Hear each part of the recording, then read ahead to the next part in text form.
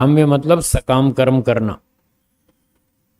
काम्य मतलब सकाम कर्म करना। काम्य कर्म कामना वाला सांना।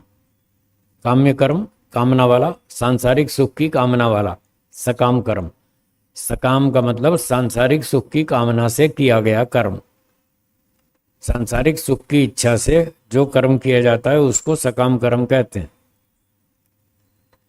और अकाम्य जिसमें सकाम भावना न हो, यानी निष्काम। निष्काम कर्म करने पर, सकाम कर्म करने पर अथवा निष्काम कर्म करने पर, दो में से कोई भी करो। काम्य अकाम्य अपि साध्यत्व अविशेषात। विशेषात यदि तत्वज्ञान ऊंचा नहीं है तो मुक्ति नहीं होगी, चाहे सकाम कर्म करो चाहे निष्काम कर्म करो। तत्वज्ञान यदि पूरा नहीं है, वैराग्य पूरा नहीं है तो मुक्ति नहीं मिलेगी।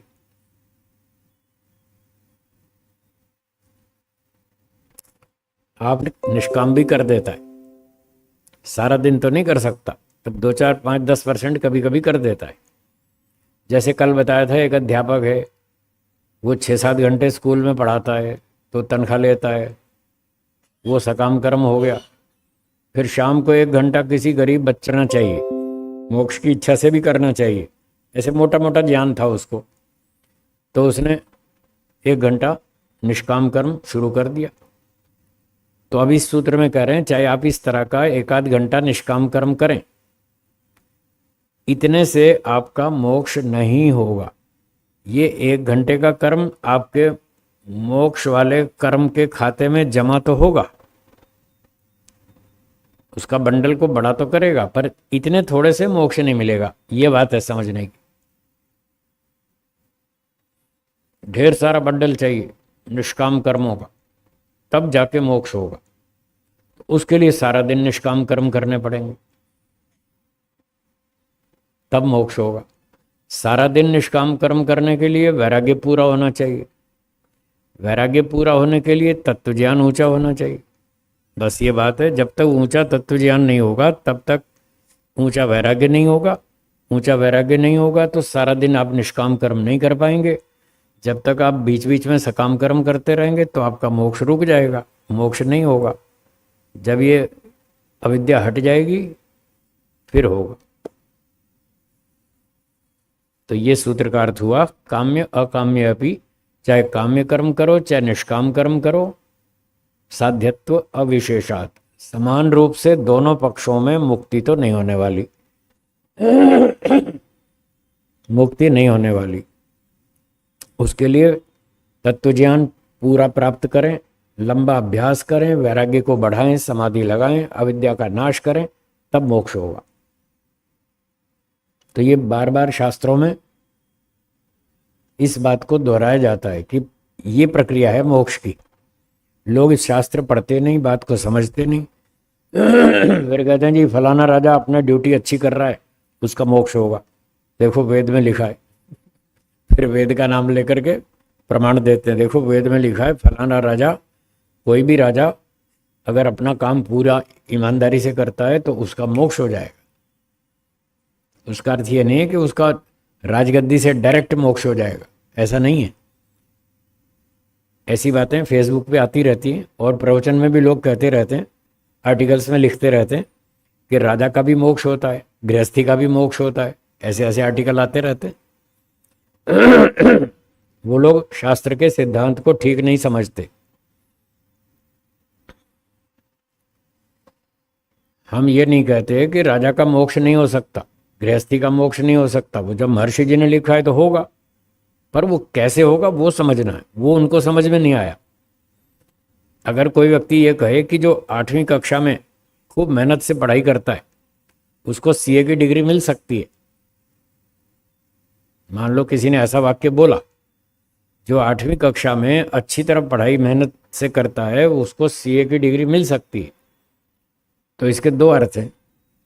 एक तो 8वीं के बाद डायरेक्ट सीए की डिग्री मिल जाए, दूसरा 8वीं के बाद 9वीं 10वीं 11वीं 12वीं स्टेप बाय स्टेप सारी कक्षा पढ़ता जाएगा तो अंत में सीए तक पहुंच जाएगा। बोलिए, दो में से कौन सा ठीक है? दूसरा वाला। 8वीं से डायरेक्ट थोड़ी सीए की डिग्री मिलती है, स्टेप बाय स्टेप आगे चलना पड़ेगा। तो ऐसे ही जो राजा है, वो राजा की गद्दी से सीधा मोक्ष नहीं मिलता है। वो तो 8वीं क्लास का विद्यार्थी है अभी, उसको सीए की डिग्री ऐसे थोड़ी मिल जाती है, कठिन है वो।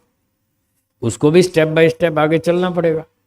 राजगद्दी पर बैठकर वो ठीक शासन करेगा तो उसने अच्छा काम किया, ईश्वर उसको प्रमोशन देगा, उसको इनाम देगा। चलो भाई, तुमने अच्छा काम किया, ईमानदारी से किया, चलो आपको अगली बार ब्राह्मण के यहाँ जन्म देंगे, ब्राह्मण परिवार में।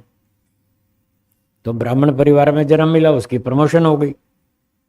फिर ब्राह्मण का बालक बन के अच्छी अच्छी बातें और सीखेगा, फिर गुरुकुल जाएगा, वहाँ वेदों का अध्ययन करेगा, थोड़ी तपस्या करेगा, धीरे धीरे उसको समझ में आएगा कि हाँ, मोक्ष हो सकता है, ऐसे ऐसे होता है। ब्राह्मण बनो, विद्वान बनो, योगी बनो, तपस्वी बनो, पुरुषार्थी बनो, परोपकारी बनो। फिर वो सारी तपस्या करेगा, सारे शास्त्रों को पढ़ेगा, ज्ञान विज्ञान को शुद्ध करेगा, फिर साधना करेगा, समाधि लगाएगा, परोपकार करेगा, निष्काम कर्म करेगा, सन्यास लेगा। फिर सन्यासी तो बनना पड़ेगा, उससे छुटकारा नहीं है। राजगद्दी से सीधा मोक्ष नहीं होगा, गृहस्थी से सीधा मोक्ष नहीं होगा, उसको वानप्रस्थी बनना पड़ेगा, तपस्या करनी पड़ेगी, फिर सन्यासी बनना पड़ेगा, सब छोड़ना पड़ेगा। सबके लिए रास्ता एक ही है, आपके लिए, मेरे लिए, महर्षि दयानंद जी के लिए, सबके लिए एक ही रास्ता है, सबको वही करना पड़ेगा। ईश्वर न्यायकारी है, वहाँ कोई पार्शियलिटी नहीं है, कोई पक्षपात नहीं है, सबके लिए एक कानून है।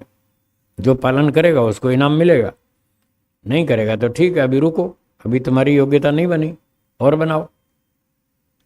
तो राजा का भी मोक्ष होगा, गृहस्थी का भी मोक्ष होगा, मैं तो कहता हूँ कुत्ते गधे का भी होगा। अब तो राजा की बात करते हैं।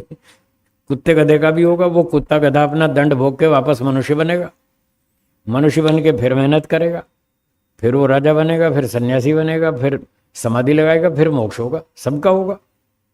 सबको मोक्ष चाहिए, किसको नहीं चाहिए? तो प्रक्रिया को समझना है, इस प्रक्रिया से होगा। फालतू कूदने से या खाली आपके कहने से किसी का मोक्ष नहीं होता,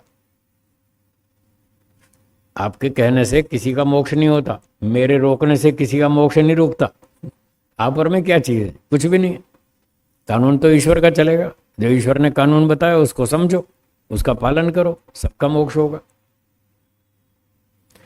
तो ये है मोक्ष की प्रक्रिया, इस तरह से सब शास्त्रों में लिखा है, ऋषियों ने खूब अच्छा समझा करके लिखा है।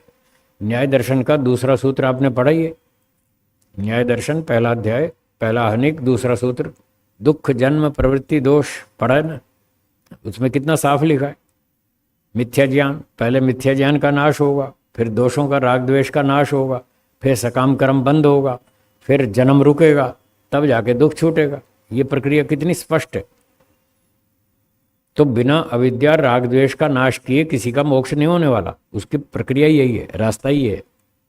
और घर में रहकर किसी की मोह माया छूटती नहीं, छूटती है? घर में रह के नहीं छूटती, इसलिए बाहर जाना पड़ता है, वानप्रस्थी बनना पड़ता है, वहां तपस्या करनी पड़ती है, फिर सन्यासी बनकर परोपकार करना पड़ता है, निष्काम कर्म, तब जाके मोक्ष होता। तो इस तरह से समझना चाहिए। तो ये सूत्र कह रहा था, काम्य अकाम्य अपि साध्यत्व अविशेषात, थोड़े बहुत निष्काम कर्म करो अथवा सकाम कर्म ही करते रहो, दोनों में से कुछ भी करते रहो, इतने से किसी का मोक्ष नहीं होगा। मोक्ष तक जाने के लिए पूरा तत्व ज्ञान, वैराग्य, निष्काम कर्म चाहिए। ये इस सूत्र का मतलब।